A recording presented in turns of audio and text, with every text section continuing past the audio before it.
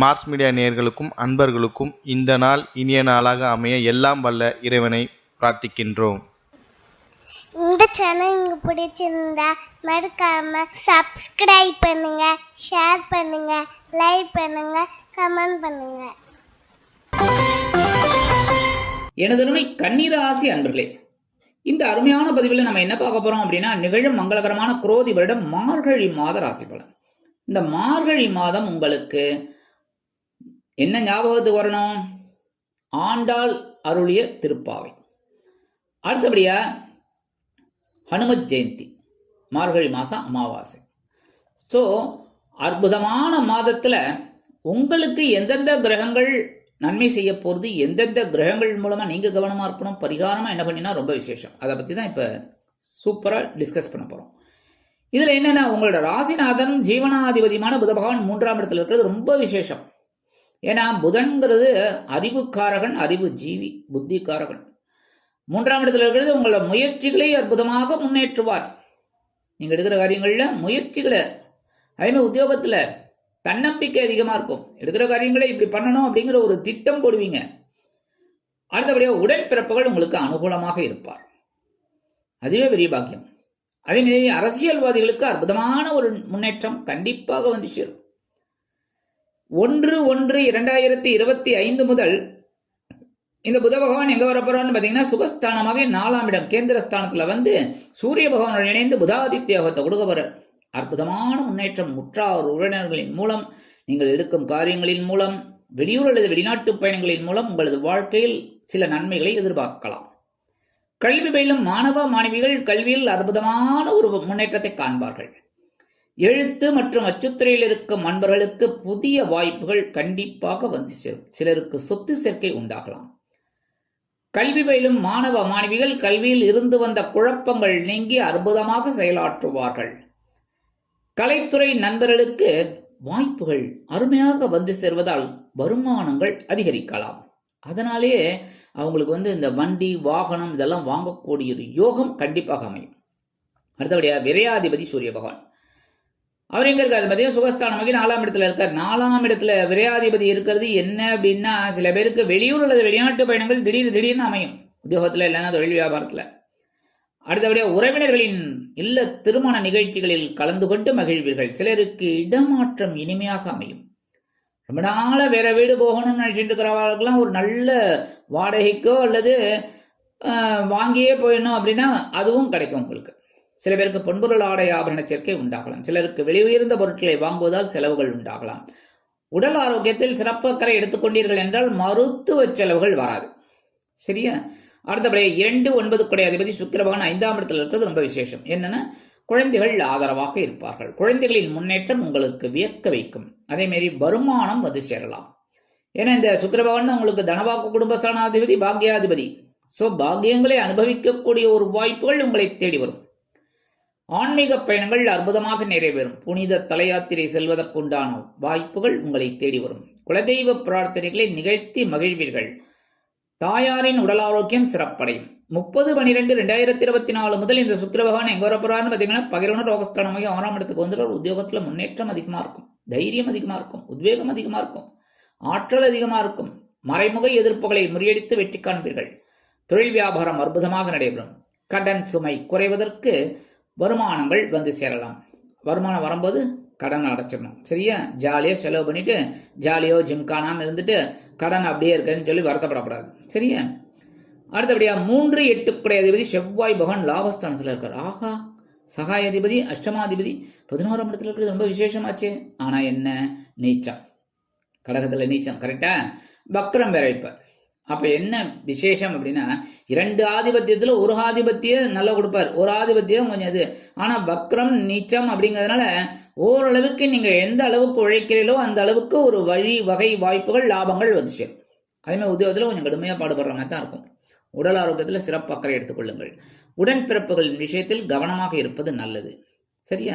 சுபகாரிய நிகழ்ச்சிகள் சற்று தடை தாமத்திற்கு பிறகு நிறைவேறும். சீருடை பணியாளர்களாகிய காவல், இராணுவம், தீயணைப்புத்துறை, மருத்துவத்துறையில் வேலை பார்க்கும் நண்பர்களுக்கு எதிர்பார்க்கும் இடமாற்றம், பதவி மாற்றம், பதவி உயர்வு, சம்பள உயர்வு சற்று காலதாமதமாகி பிறகு நிறைவேறும்.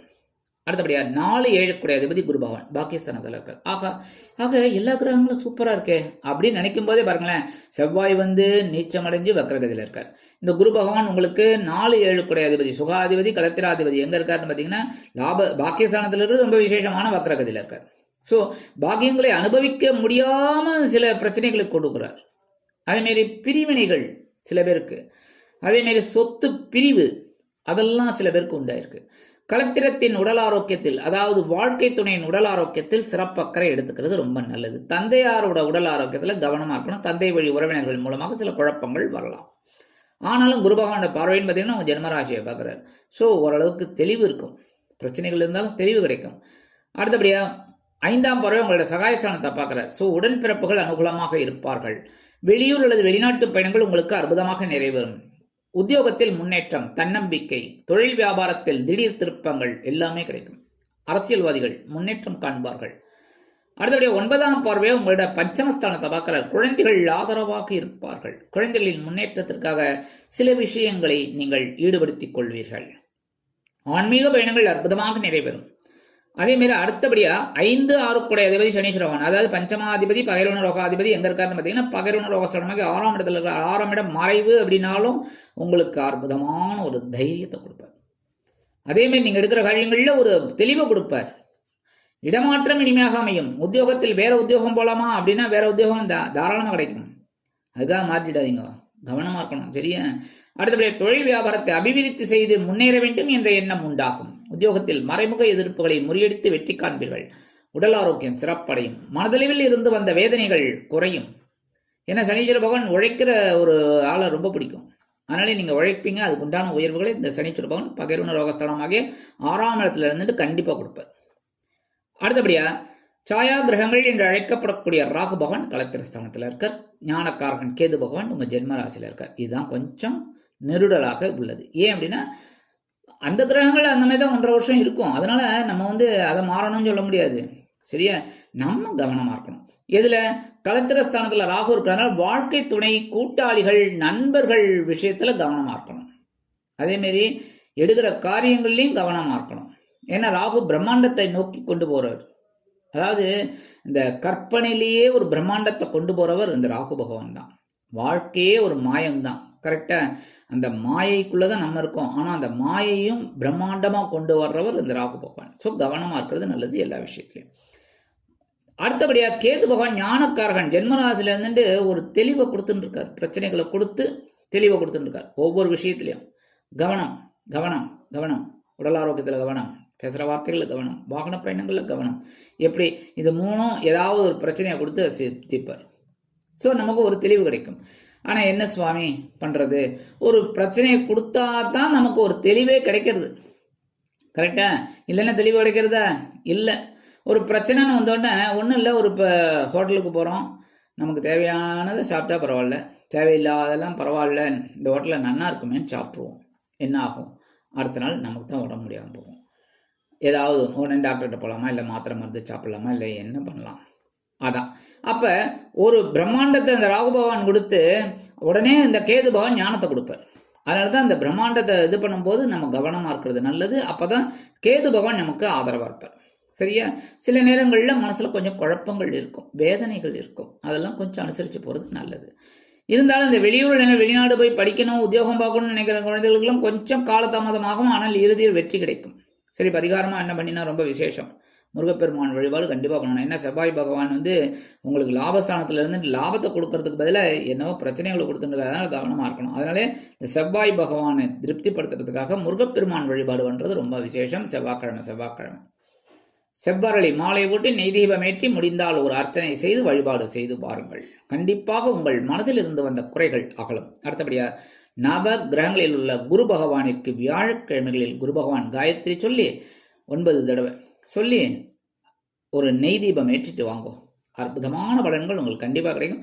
சுபகாரிய நிகழ்ச்சிகளில் இருந்து வந்த தடை தாமதங்கள் விலகும். அடுத்தபடியாக புற்றுக்கோயில் கண்டிப்பாக நான் சொல்லிகிட்டே தான் இருப்பேன். கரெக்டாக? நீங்கள் கோச்சிண்டாலும் சரி. ஏன் அப்படின்னா நீங்களாம் நல்லா இருக்கணுங்கிறதுக்காக தான் நான் சொல்கிறேன். அப்போ இந்த புற்றுக்கோயில் அம்பாள் தரிசனம், நாகர் வழிபாடும் பண்ணுறது ரொம்ப விசேஷம். எப்போ? செவ்வாய்க்கிழமை, வெள்ளிக்கிழமை, ஞாயிற்றுக்கிழமை. முடியாத பட்சத்தில் கண்டிப்பாக ஒரு நாள் போயிட்டு விளக்கேற்றி அம்பாளை வழிபாடு பண்ணிட்டு நாகர் வழிபாடு பண்ணிட்டு வாங்கோ. அற்புதமான பலன்கள் உங்களுக்கு கண்டிப்பாக கிடைக்கும். மனதில் இருந்து வந்த குழப்பங்களுக்கு ஒரு விடை கிடைக்கும்.